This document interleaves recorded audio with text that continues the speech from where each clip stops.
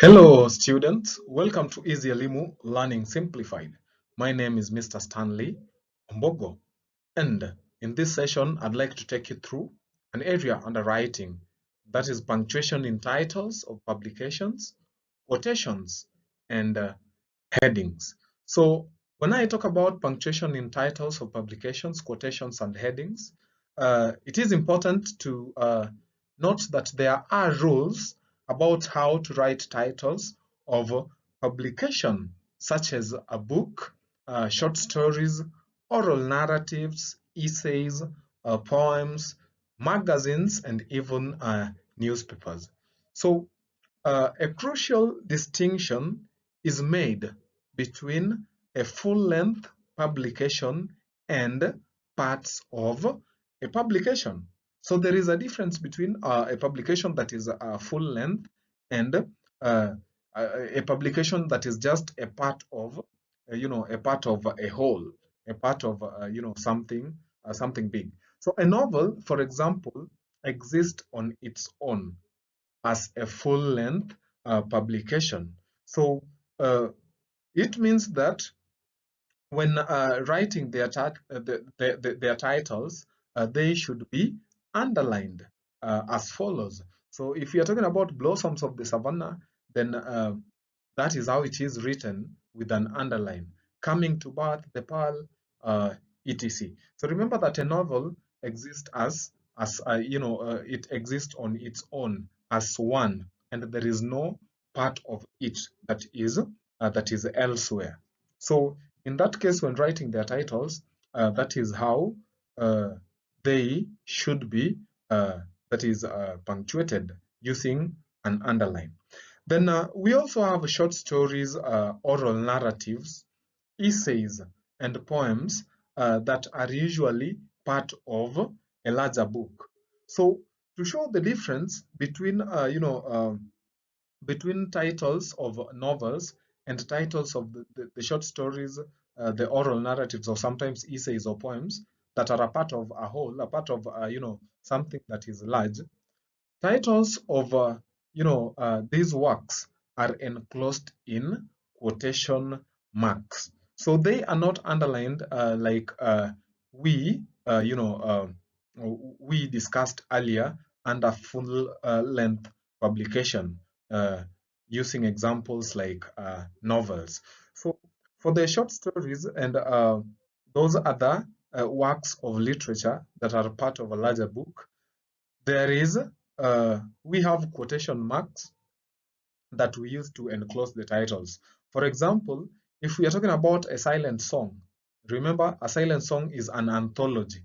So if we are to talk about, if we are to mention one story in the anthology, a silent song and other stories, then we can quote it. So we have an example there, the truly married woman. So opening quotes, the truly married woman, closing quotes in a silent song, and it is indicated there, it is a short story. So you realize that uh, the part the part of the larger book is the only part that is enclosed, while the name of now the larger book is still underlined.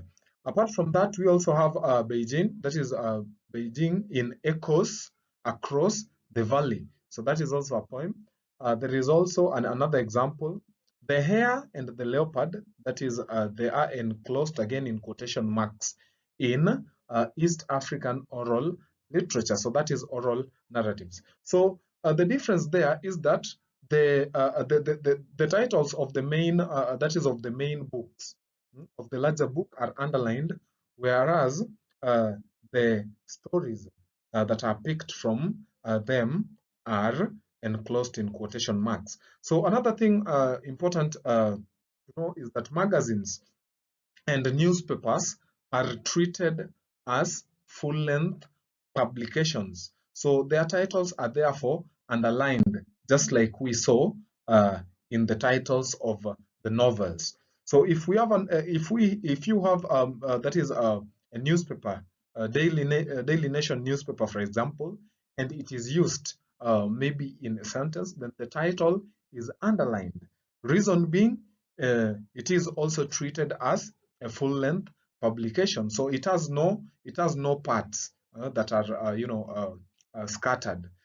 So we have examples in sentences. That is to see how we underline the titles or the headlines in not headlines but titles, sorry, in newspapers and magazines. So she was reading the Daily Nation yesterday. So Daily Nation is underlined, and also take note of the first that is the initial letters that we have in every word. They are written in uppercase. The next example in a sentence: buy me the Standard newspaper. Then the next example in a sentence: do you have a copy of Taifa Leo? Do you have a copy of Taifa Leo? So in that case, Daily Nation, the Standard, and Taifa Leo, those are all newspapers, and their titles are all underlined because they are treated as full-length publication. So in all cases, we capitalize the first letter, that is the initial letter, not of all words, but only the initial letter of all important words in the title. And it is important to note that important words are content words like the nouns, adjectives, and adverbs. So articles and prepositions are not usually seen or treated as content words, and therefore they are not capitalized unless they appear at the beginning or end of the title. So the same rule also applies when writing all headings and subheadings. So consider the example below. In the novel The River and the Source, so we have there is an article, but it is the initial letter is capitalized because it is coming at the, or it is appearing at the beginning. Then if you look at and again there that we have in between, the initial letters are not capitalized because they are not seen as content words. So it is only nouns, adjectives, and adverbs that are treated as content words. And it is again normal when writing to quote from various publications. And the reason to do this is because it is meant to lend authority to the writings that we do, and also to reinforce our arguments. Of course, we should not overquote other people's opinion. I mean other people's idea, and again, their opinion should not overshadow our opinion. So in quoting, however, we should observe the following rules. The first one is that short quotations of more than 3 lines are incorporated in the text of our writings and enclosed in quotation marks. For example, in Things Fall Apart, so if you look at Things Fall Apart, you realize that it is underlined. So in Things Fall Apart, that is the title of the book. Obrieka says, the white man, in quote, open quote, the white man has put a knife in the things that held us together, and we have fallen apart, full stop, end of quote. So that is an example of a short quotation of that is not more than 3 lines. So they can be incorporated in the text of our writings, and we can enclose them in quotation marks. However, we have got some longer quotations that we cannot incorporate in the text of our writings. So longer quotation that is of more than 3 lines are set off from the rest of the text as seen, as we are going to see in the next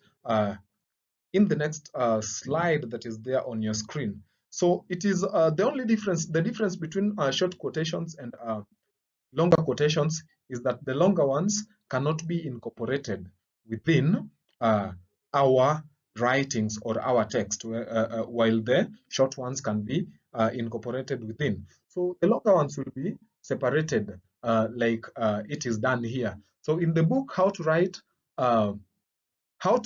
and Speak Better, we are told Most writing is a private activity, but a public service. You may dash off a protest letter in the solitude of your study, or compile a report in the office after everyone has gone home for the night, or scribbles a few secret paragraphs of your romantic novel at the kitchen table while the baby is sleeping. But in each case, your intention is the same. But eventually, your writing will become the heading matter of someone else, that your private words will go public. So whatever I've read is not important. What is important is just to see how, if we were to use a longer quotation, then we, you know, can separate it. So dear students, that brings us to the end of the session. Thank you for staying with me till the end. And remember to always keep it easy, Limu. Until next time, bye.